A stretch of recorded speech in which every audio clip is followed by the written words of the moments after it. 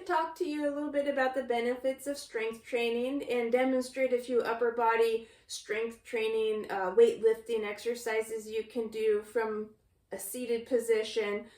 It can be done from a standing position. It can be done on strength training equipment and machines in the gym. Generally, what is attainable is going to be what's done more frequently and more consistently. So if you have some dumbbells at home and you're not sure what to do with them, or resistance bands, today I'm just going to demonstrate using some dumbbells, but you have other ways to load your muscles and increase the intensity. Dumbbells is a great place to start. You might have some at home, and so now what? What can I do? A few pointers. When you're starting out, and this is really geared towards people over 50, and really more between 65 and older range. But if you're just getting started with strength training, or you've been doing it for a while but you're not really seeing gains, or you're not sure how to progress from there, a good programming style would be working towards doing 3 sets of 8 to 12 repetitions with vigorous load. So you want that load to be a medium to heavy load, which you would progressively increase as you get stronger. That is a range where you're going to build lean muscle, strong muscles, and build bone density. And a few myths, or hopefully they're becoming less myths, is that women can lift weights all the way until the last day they take a breath on this earth, and they're going to receive the benefits from doing that. Unless they try really hard through many means to look masculine. It's hard work, really hard work, and probably something most of us aren't going to put the efforts into doing because we're very happy with the bodies that we have. We just want to be stronger so we can be more independent, have a longer, healthier life. So women aren't going to look like men or turn into men simply by lifting medium to heavy weights. Age, male and female. Gym wasn't the place for old, frail people. That's another myth. That is not true. I only work with people over the age of 50, and I tell you, I have a wait list that's months long to get into my strength training workshops. And I work at a gym that's specific to 50 and older. The average age of the folks using that gym more than likely are 65 and older. Oldest student was 97, youngest student was 50 years old. Gym attire, Levi jeans. The men like to wear those. Why not, right? I have had students who have traditional style dress that is for their tradition or their religion, wearing dresses. On machines, they know how to do it safely. So, the gym and weightlifting in general, I do lean into the gym because that's kind of my world, but you can do this at home, is very beneficial for longevity and independence. So I'm very much biased and going to encourage anybody and everybody to get some kind of strength training program down. I will say this, and very unlikely young folks are watching this. Women and young ladies, puberty age, as you start to hit puberty, girls start thinking less about thin. And that was a mindset that I know I grew up with in generations prior. I'm a Gen Xer, and baby boomers, that was it, right? We smoked cigarettes. I didn't smoke cigarettes, but smoking cigarettes, drinking coffee, there's things to suppress that appetite. There were gums that you would chew to try to lose weight. There's all these things thrown at us to be thin. We now know that thin can mean death. That can mean a broken hip that's going to increase your death rate significantly at a younger age. So young ladies, start embracing and adapting and adopting a strength training mindset. Strong muscles equals strong bones equals an independent life. And when I say independent, doesn't mean that you go out and you want to live by yourself, or independent means that you are free from a cane, a walker, a wheelchair, free from the bed, free from somebody wiping drool off of your face, free from somebody choosing your clothes for you because you can't get yourself dressed. Strong muscles equal strong bones will prevent osteopenia, osteoporosis, or any osteopathic fractures and breaks later on in life. We know that. Also with diet, exercise, reduce stress, or stress management, good sleep, whatever that may mean. All of those are going to give you better chances at a longer life that's pain-free and you are independent from assistance. So I am biased, and I really encourage anybody in life, male, female, young, old, to find a way to incorporate this into a daily habit, a weekly habit. Consistent is going to be important. So that's my rant. Programming that I like to teach is not the only program. There's tons out there. Rarely you're going to hear me say something is wrong. There's better ways to do things based on your goals, based on any limitations or modifications you may need or have, but nothing should stop you from doing this. So I'm leaning into 3 to 4 set, 8 to 12 repetition, medium to heavy load lifting, and that's going to increase muscle strength, mass, and bone density. So it's a great place to start.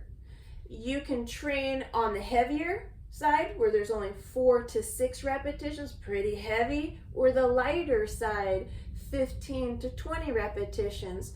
I would say this, you're not going to have that problem with 4 to 6 reps if it's so heavy you can't squeeze out number 6.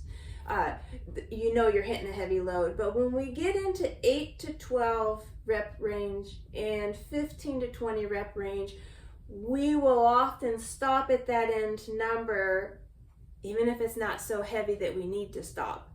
So your mind needs to start thinking about whatever repetition range you're lifting in and whatever goals you have, it still needs to be heavy for those last few repetitions. I usually say by the last 4 repetitions, you should fail by the last rep, especially if it's 15 to 20.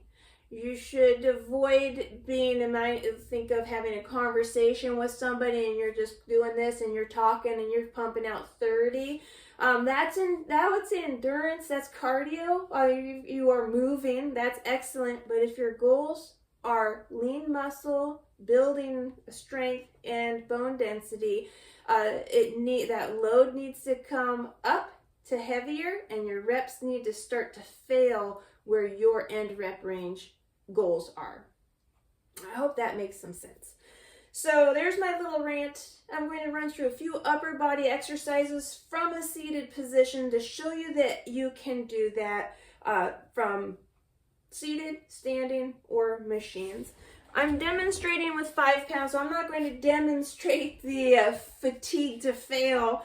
Only I'm not warmed up, and tomorrow is kind of my arm day, so I'm saving tomorrow for biceps, triceps, and shoulder work. Yesterday was chest and back, and so also being mindful of the days, what you're training, what days. We always want to make sure we have full 24 up to 72-hour rest days of the same muscle groups that we're training. So we don't want to train, say, biceps 2 days in a row, especially if you're doing vigorous. It can start to, you could get hurt. It can start fatiguing you.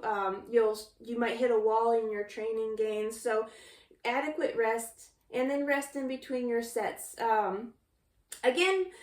There's people who will rest 15 seconds to 30 seconds. I work with older population. Not old, but I'm in that older population now.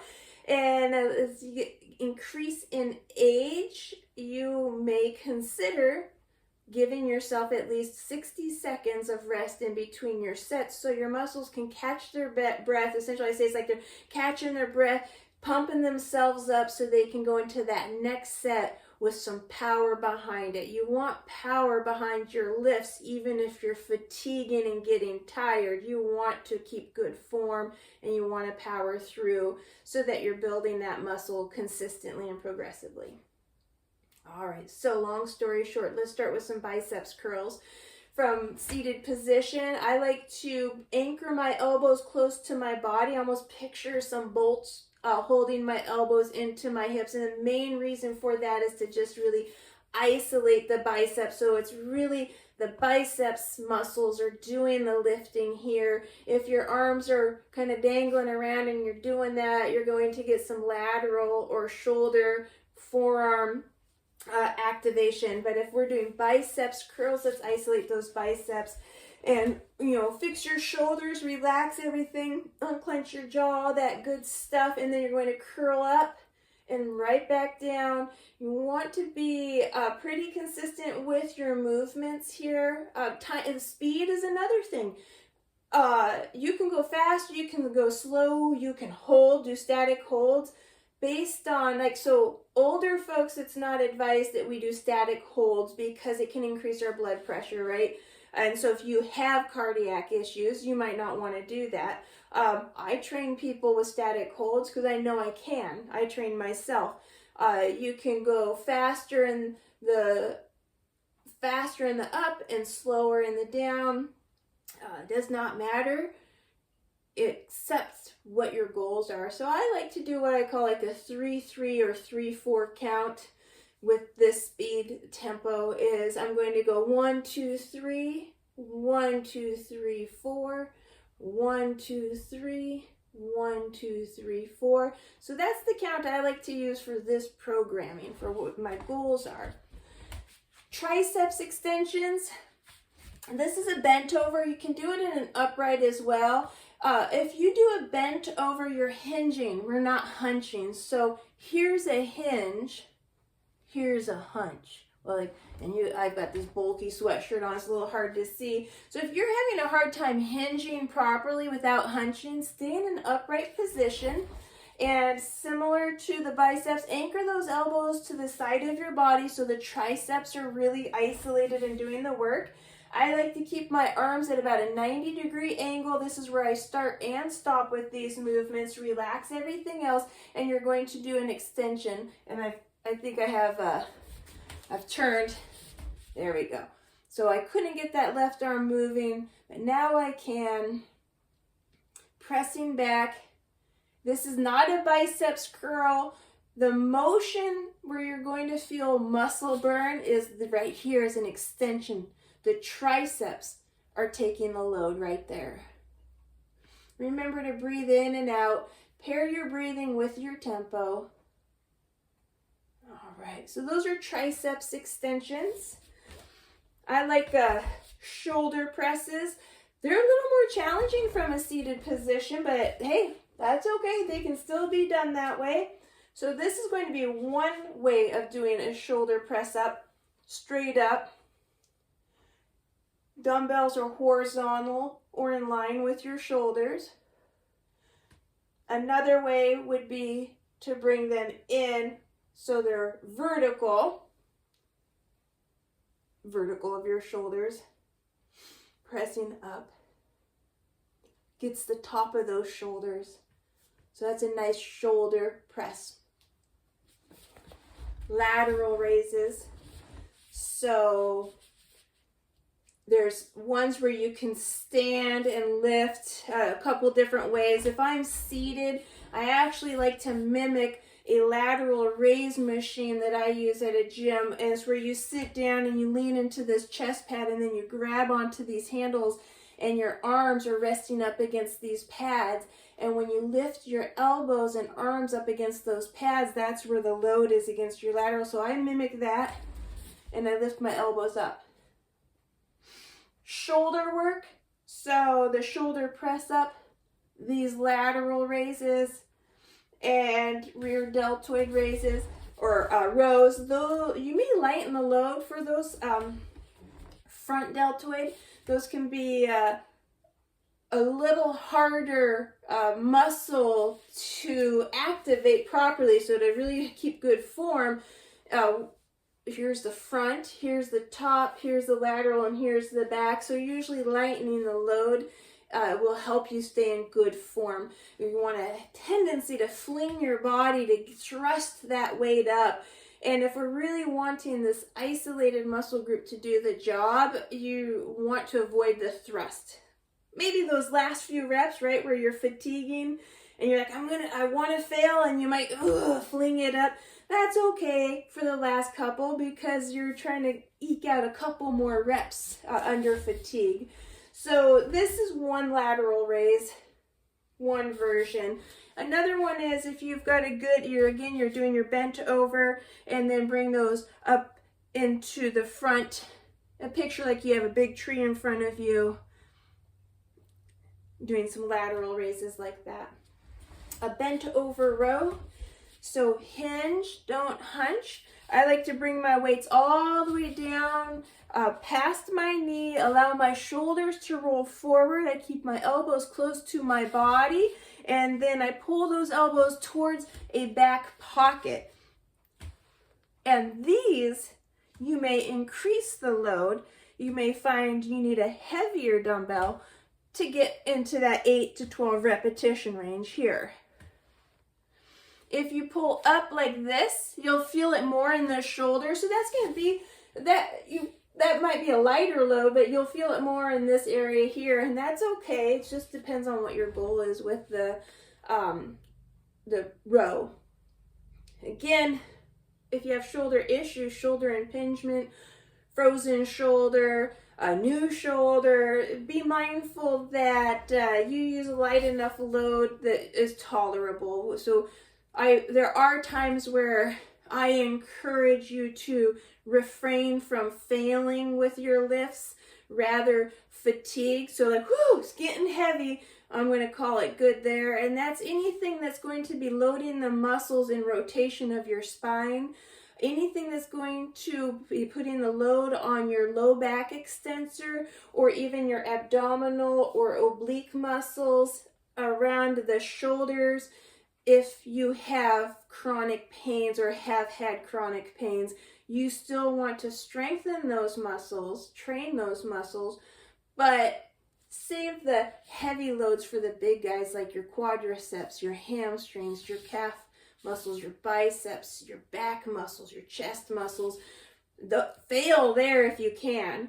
Secondary, kind of take care of the muscles that support your spine, your hips, your shoulders, your neck. So you still want those strong, but you might go to fatigue. Fatigue is where in your mind you know you have a good 3 reps, 2-3 reps left before you fail. That might be a good stopping point.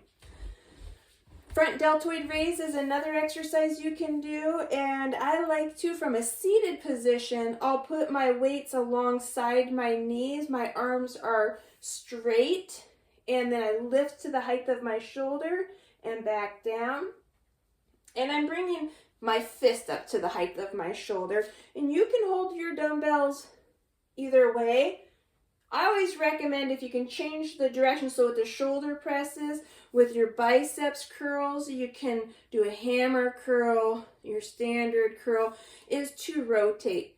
Whether you're doing it for one set like this, and then your next set like this, or with the front deltoid, one set like this, and one set like this, is to move those muscles in all their ranges of motion that you can possibly do under load. It's going to make for increased flexibility and increased range of motion.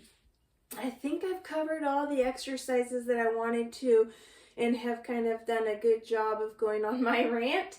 This is conversations I have daily with people, so I'm very comfortable talking about it. Few things with so much information out there, and if you're getting started or you're a little intimidated or wanting to build confidence in especially strength training, any gym, join any gym. If you don't have access to a community center or senior center that has a good gym or a strength training program, but you have a local gym, maybe they have a younger population there, don't be afraid to join that gym. If you get in there and they have personal trainers or they have orientations they offer, take advantage of that, especially if you do personal training and you want to learn how to use the equipment. Is make sure they know that's what you're there for, and try to get on as much equipment as you can to learn how to use it. It's a great place to get started. Or better yet, if they have an orientation or workshops that they offer or require, I encourage doing that so you can learn how to lift safely, because that is, if you feel safe and you understand what you're doing, your confidence level is going to go up and you're going to show up more often. You'll get more consistent with your programming.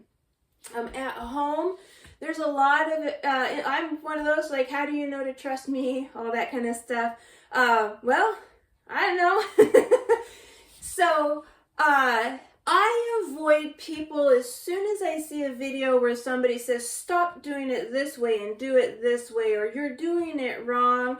I will watch those videos and see what I'm doing wrong. And I'm going to say a lot of those folks are not taking older population into consideration, or population of people who need to modify. Essentially, they are that population that still thinks that people with special needs or aging populations too fragile to do this, and that's simply not true. We just have to do it safely. I still encourage vigorous heavy loads, lifting, but we might need to kind of step back and look at how we approach it. So lean into resources out there that you feel pretty comfortable with, that you're like, okay, I can do that. That looks safe. I can do that in my home. What they're saying makes sense. If I do use terminology, I teach a class 3 times a week. It's the same participants, and some of them have been coming for years. So I will talk about specific muscle groups and some of that sciencey talk. But it's, even when people use it with me, I'm like, concentric, eccentric. I mean, work with or follow people's that they're going to make sense to you. So if you prefer that technical terminology, lean into that. If you prefer somebody who's making it sound the simple movements, bring your arm up and lower your arm down. That's kind of how I like to talk and see things. So you're going to find resources that work for you. And there's a lot out there. If you're over the age of 50 or you're an active older adult or wanting to become an active older adult, look at Google searches or whatever, your searches that you do. Senior fitness, active older adults fitness, fitness over the age of 50, exercises for people with osteoporosis, and that's going to get you into some good, I research all the time looking for ideas, looking to see what's out there. I'm constantly learning, practicing things. So there's a lot of great resources out there. And then there's a lot of kind of confusing ones out there. So sort it out, make the best decisions for yourself and your goals. But start moving, start building lean, strong muscles and increasing that bone density, and start rethinking the mindset that this is going to be a part of your life for the rest of your life. And this is whether you're a 15-year-old all the way up to a 95 to 105-year-old, right? Start adopting it and putting this into your regular routine. All right, I hope that was helpful. And a little bit of upper body exercises, maybe to get you motivated, and feel free to follow. You're seeing this on YouTube. I'm sure there's some kind of a contact email that you can reach out to me by if you ever want to clarify or you have questions. Feel free. Thank you so much.